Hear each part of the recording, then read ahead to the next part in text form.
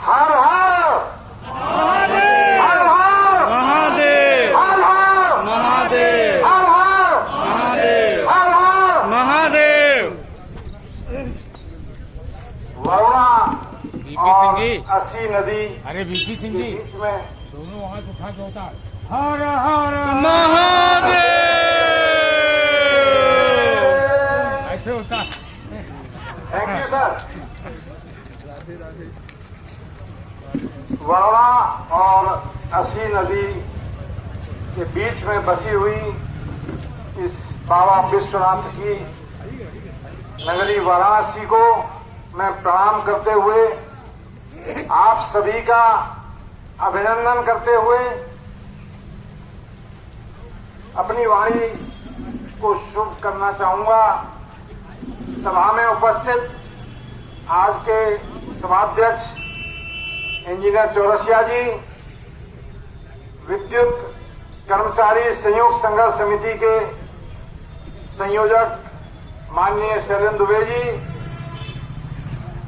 सभी घटक दलों के केंद्रीय पदाधिकारीगण तथा वाराणसी डिस्कॉम के सभी पदाधिकारीगण और मेरे साथियों, निश्चित तौर पर हम लोग जो इकट्ठे हुए हैं, एक आपदा का काल है, लेकिन सरकार आपदा के काल को अवसर में बदलते हुए सारी चीजों को बेचना चाह रही है, चाहे वो हवाई अड्डे हो, चाहे रेलवे हो, चाहे अपना बीपीसीएल हो, चाहे बिजली विभाग हो। सरकार की नीयत में साथियों खोट है,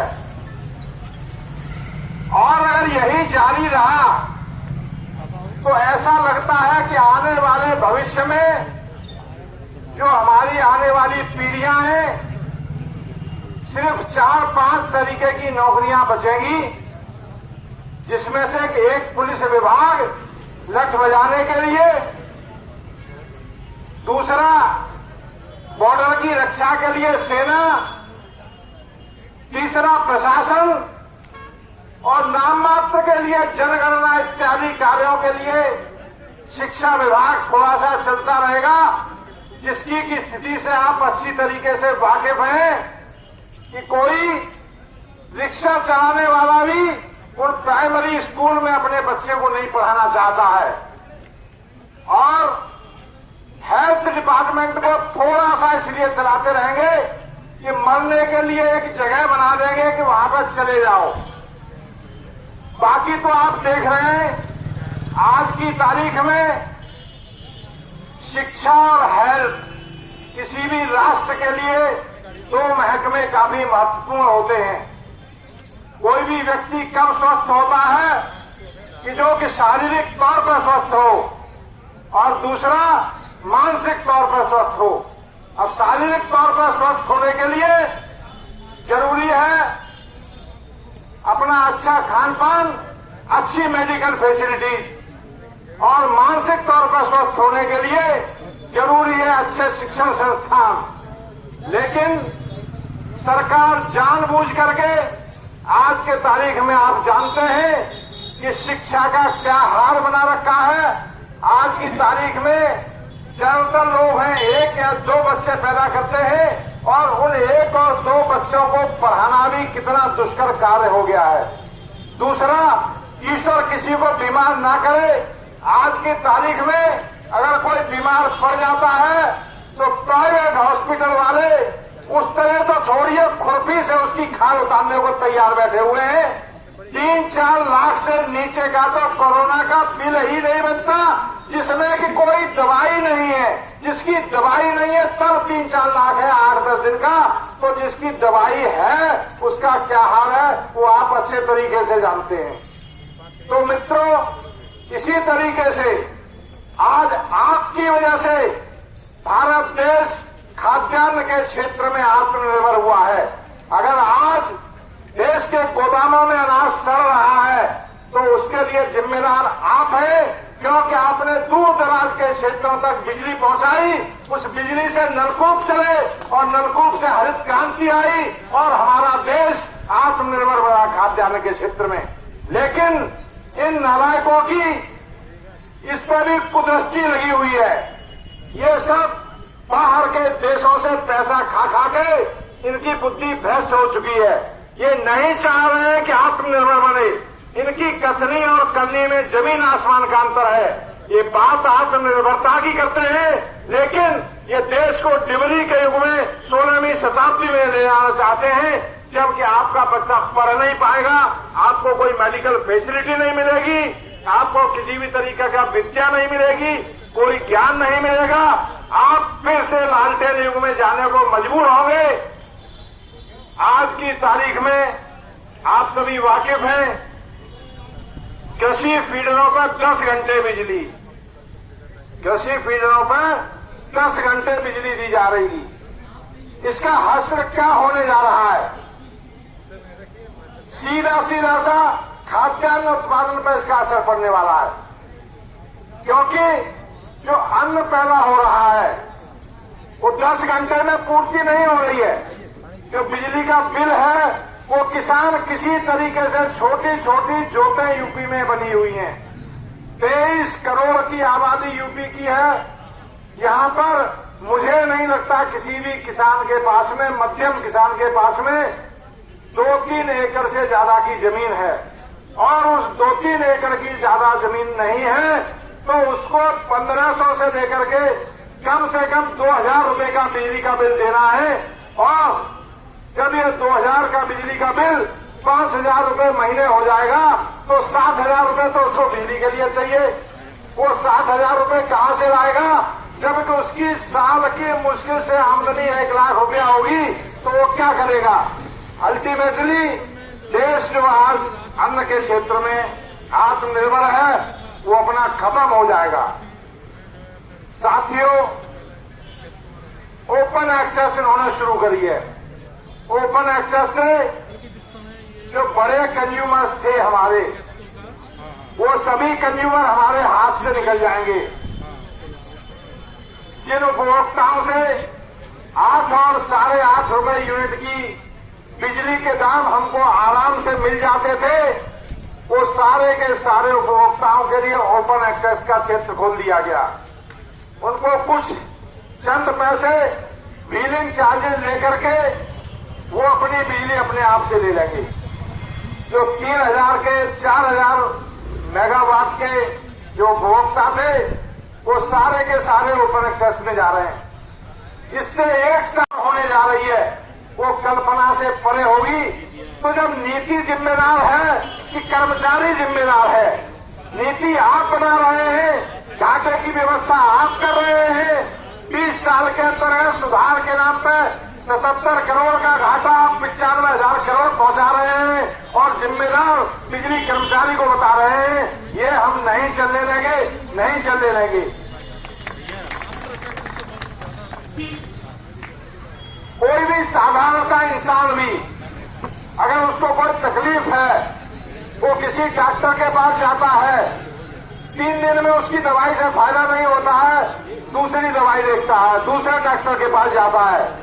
लेकिन यहाँ 20 साल से एक ही डॉक्टर रगड़े चला जा रहा है, और 77 करोड़ के घाटे को 95,000 करोड़ पहुंचाने के बावजूद भी वो डॉक्टर बदलने को सरकार तैयार नहीं है, बल्कि डॉक्टर सरकार को उल्टा सीधा अपना जो है बरगला रहे हैं और कह रहे हैं कि मरीज परहेज नहीं कर रहा। ये बिजली कर्मचारी इसके लिए दोषी है। नहीं, हम दोषी नहीं है। इसके लिए दोषी है तो ये बैठे बैठे प्रबंध तंत्र में बैठे लोग जो कि शाह खर्ची कर रहे हैं। कहीं गैर जरूरी 250 करोड़ रुपए की ERP लगा दी जाती है, कहीं स्मार्ट मीटर के नाम पर। अगर आप देखेंगे पिछले 20 साल के अंतर्गत में, 20 साल में अगर ये हिसाब लगा लिया जाए कि कितने मीटर बदल दिए गए, तो मैं समझता हूँ जितने उपभोक्ता हैं उनके सबके 20 साल के अंतर्गत 4-4, 5-5 बार मीटर ही बदल दिए गए। ये सिर्फ क्यों कि मीटर कंपनियों से मिली भगत है इनकी, मीटर कंपनियों से धन उगाही हो रही है, मीटर कंपनियों से वसूली हो रही है और जिम्मेदार कर्मचारी को ठहराया जा रहा है। और एक तरफ से 4 डिस्कॉम बना रखे हैं, उत्पादन निगम अलग बना रखा है, ट्रांसमिशन का अलग बना रखा है, सभी के एमडी अलग बना रखे हैं, सभी के डायरेक्टर अलग बना रखे हैं, माल तमाम खर्चे कर रखे हैं। अरे भैया, पुरानी कहावत है कि जितने चूल्हे ज्यादा होंगे उतना ही अपना खर्चा ज्यादा होगा। तो हमारी इस सभा के माध्यम से सरकार से मांग है कि ये जो उठाऊ चूल्हे बना रखे हैं इनको सबको खत्म करिए। जो आपने अनबंडलिंग का एक्सपेरिमेंट किया वो आपका एक्सपेरिमेंट फेल हो चुका है। तो पुनः इसको आइए, हम आह्वान करते हैं कि पुनः यूपीएसईबी की पुनः स्थापना करी जाए और इस घाटे को बंद किया जाए। यूपीएसईबी जिंदाबाद, जिंदाबाद जिंदाबाद, यूपीएसईबी जिंदाबाद, जिंदाबाद जिंदाबाद। तो साथियों, इस सभा के माध्यम से हमारी ये सरकार से और प्रबंधन से मांग है कि आपका जो एक्सपेरिमेंट था निजीकरण का, आपका जो अनबंडलिंग का एक्सपेरिमेंट था वो फेल हो चुका है। इसलिए ये पुनः यूपीएसईबी इसको बनाया जाए। दूसरी चीज मित्रों, जो बहुत बड़ा इसके पीछे एक कुचक्र है, पूरे अगर हम भारत देश की दृष्टि से सोचें तो करीब करीब 1,70,000 मेगावाट की हमारी डिमांड है इलेक्ट्रिसिटी की। परंतु बिना कुछ सोचे समझे इन्होंने 3.25 लाख मेगावाट से ज्यादा के उत्पादन के पावर हाउस लगवा दिए, जिनमें से कि काफी कुछ प्राइवेट सेक्टर में है और उनकी बिजली के एमओयू साइन जो हुए हैं वो 6 रुपए और 7 रुपए और 8 रुपए यूनिट के साइन हैं। जबकि हमारे ओबरा की बिजली, हमारे अनपरा की बिजली, हमारे परीक्षा की बिजली, हमारे हरदोई की बिजली, हमारी पणजी की बिजली वो किसी भी हालत में 3 रुपए और 4 रुपए से ज्यादा की नहीं है। तो जब 3 और 4 रुपए वाली बिजली को, लेकिन एग्रीमेंट के क्लॉज के तहत जो गलत है वो भी इन्होंने साइन कर रखे हैं, तो अपने सरकारी बिजली घर जिनसे कि हमको सस्ती बिजली मिलती है उनकी थर्मल बैकिंग कराई जाती है और 6 और 7 और 8 रुपए की बिजली खरीदे जाते हैं। तो घाटा तो होना ही होना है। तो घाटे के लिए जिम्मेदार फिर कौन हुआ? फिर वही प्रबंधन हुआ जिसने कि गलत तरीके से एमओयू साइन कर रखे हैं। दूसरी चीज, देश का पैसा भी इन्होंने बर्बाद किया। असली देशद्रोही तो वो है जिन्होंने कि इतने सारे पावर हाउस लगवा दिए गए। क्यों? अरे भाई, 1 लाख मेगावाट के पावर हाउस आपने बेफालतू में लगवा दिए। 1 लाख मेगावाट के पावर हाउस का मतलब है कि लाखों करोड़ रुपया आपने बर्बाद कर दिया। उस पैसे को कम से कम शिक्षा के क्षेत्र में लगाया जा सकता था, उस पैसे को मेडिकल के क्षेत्र में लगाया जा सकता था, उस पैसे से रेलवे करी जा सकती थी, उस पैसे को रक्षा के क्षेत्र में लगाया जा सकता था। लेकिन ऐसा न करके अब उन पूंजीपति मित्रों से साठगांठ करके उनके केवल पावर हाउसेज चलवाने हैं। बिजली का उत्पादन मैंने फिर कहा वही 4 रुपए यूनिट। थर्मल की बिजली 4 और 4.5 से ज्यादा नहीं है, 4 और 4.5 से ज्यादा नहीं है। आज के तारीख में किसी भी शहर का एवरेज टैरिफ रेट 7 रुपए से कम नहीं है मित्रों। और 4 रुपए की बिजली पर 30-40 पैसे के व्हीलिंग चार्जेज मान लिए जाए, बाकी के 30-40 पैसे के अन्य खर्चे मान लिए जाए, तो बिजली का खर्चा कितना आया? 5 रुपए। और 5 रुपए की चीज 7 रुपए में बेचने में सीधा सीधा 5 रुपए पर 2 रुपए का मुनाफा, यानी 40% का शुद्ध मुनाफा। इतने बड़े सेक्टर पे 40% का जहां शुद्ध मुनाफा मिल रहा हो, इसके लिए ये सब निजीकरण वाले कूद रहे हैं।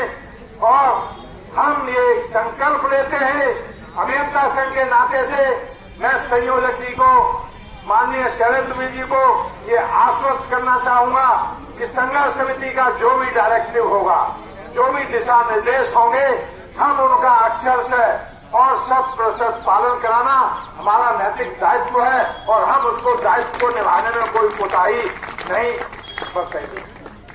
संगठन का मतलब है साथियों संघ मतलब ठान लेना किसी भी काम को करने के लिए, किसी भी मिशन की प्राप्ति के लिए, तो इस निजीकरण के जो सरकार का कुचक्र है, इसको फेल करने के लिए, इस षड्यंत्र को पर्दाफाश करने के लिए, इस षड्यंत्र को गलत साबित करने के लिए हम सब लोग जो संगठन बना है, जो संयुक्त संघर्ष समिति है, उसमें आज हम सभी ये संकल्प लेते हैं कि सरकार और प्रबंधन द्वारा किए जा रहे निजीकरण के इस कुचक्र को किसी भी हालत में सफल नहीं होने देंगे।